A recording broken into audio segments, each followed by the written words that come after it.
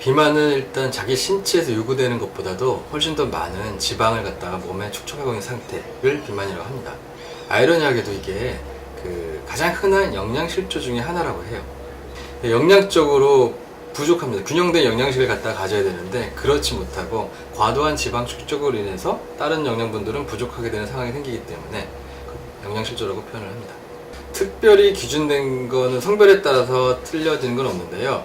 통상적으로 몇 가지 종들은 약간의 비만의 요인이 좀 더 강한 애들이 있어요. 레트리버라든지 코커스판이라든지. 하지만 전체적으로 봤을 때는 크게 종별 특성은 없습니다. 보통 이제 중성화수를 하게 되면 이제 비만이 조금 더 진행되는 경우들이 있는데 수컷의 고양이라든지 암컷의 개라든지 그런 아이들은 조금 비만의 어떤 요인들이 조금 증가하는 경향들은 있습니다. 비만 굉장히 위험하죠. 비만이 생기게 되면은 각종 사람하고 똑같이 보시면 돼요.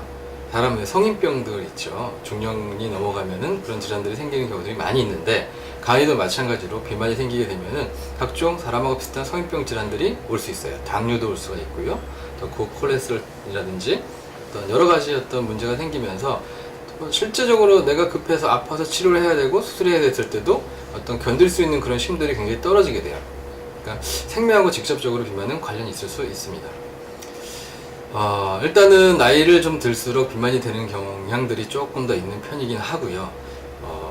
일단 어렸을 때의 비만은 그래도 운동량이라든지 어떤 생체의 어떤 리듬이, 생체의 어떤 기능들이 좀 많이 활성화되어 있기 때문에 조금 컨트롤하기 쉬운 반면에 나이가 들어서 이제 비만이 생기게 되면은 컨트롤하기 어려운 경우들이 종종 있을 수 있어요. 일단은 예방이 가장 중요합니다. 예방하지 않고 비만이 된 상태에서는 치료는 굉장히 어려운 경우들이 많거든요.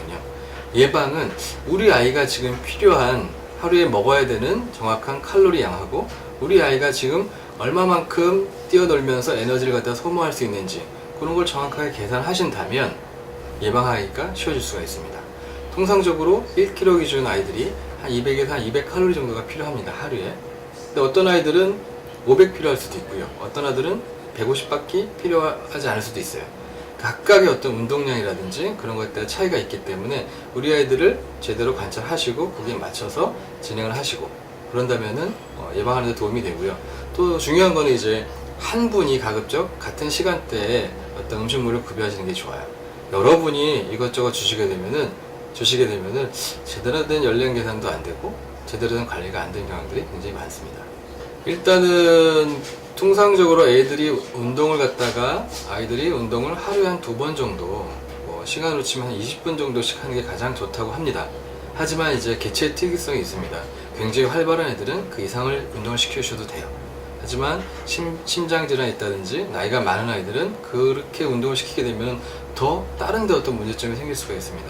우리 아이가 지금 움직일 때 이렇게 힘들어하지 않는지 제대로 자기가 소화시키면서 걸을 수 있는지 움직이는지 그런 것 갖다가 보호자들이 파악을 하셔야 합니다.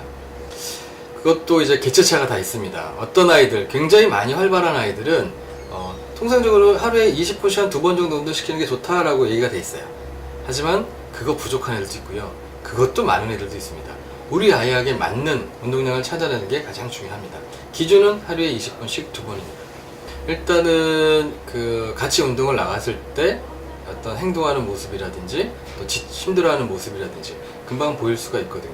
단 주의하실 거는 그때 우리 보호자가 너무 무리하게 운동을 시키는 다이어트를 시키기 위해서 무리하게 운동을 시키는 것들은 삼가해 주셔야 돼요.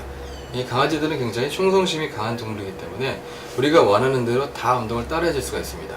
자기가 스스로 걷게끔 자기가 스스로 뛰게끔 했을 때의 그 아이의 신체 반응을 좀 보시고 나서 운동량을 결정해 주시는 것이 가장 좋습니다. 일단은 음식을 주실 때 비만 아이들은 많이 먹잖아요, 그죠? 그리고 또 자주 먹을 수도 있고요. 그래서 음식을 주실 때 가급적 한 분이 지정된 시간에 정량을 정해서 주시는 게 좋고요.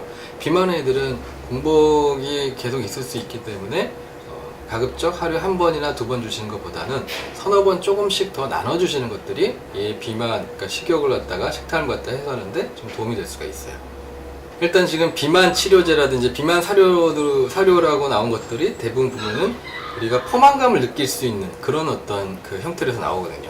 포만감을 느끼게 해주는 거는 비만 사료가 아니다 하더라도 그 정량의 양을 갖다가 조금 더 자주 주시게 되면은 그래도 위장관이 차 있기 때문에 좀 포만감을 느낄 수가 있거든요. 그래서 횟수를 갖다 늘려주시는 것도 비만 예방에 도움이 될 수 있습니다. 보통 이제 여러분들이 그 사료를 갖다 구입하시면 뒤에 보통 보면은 얼마나 주시라고 나와 있는 설명들이 대부분 있어요. 그거에 맞춰서 주시는 게 좋은데, 일단은 주셨을 때 기준은 1kg에 한 200에서 200칼로리 정도를 잡으시면 되는데, 주셨을 때 우리 아이가 몸을 만졌을 때 늑골이 조금 만져지고 척추뼈가 좀 만져져야 되는데 그렇지 않다. 그러면은 사료량을 좀 줄이셔야 되거나 늘리셔야 되거나 그렇게 정하셔야 되고요. 한 2주에 한 번씩 몸무게를 측정해 주시는 것도 좋아요. 보통 2주 동안에 체중 변화가 2% 정도 이상 있으면 안 되거든요. 2주 동안의 어떤 변화를 측정해서 비슷하게 가면, 정상의 상태로 비슷하게 가면 그 양을 주시는 거고요.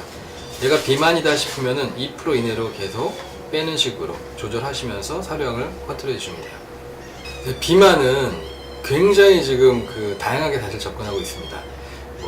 일단은 사료로도 접근하고 있고요. 또 신체에서 지방을 흡수해서 제 지방이 아니라 자기가 갖고 있어야 될 지방이 아니라 딴 데 축적되는 게 비만이잖아요.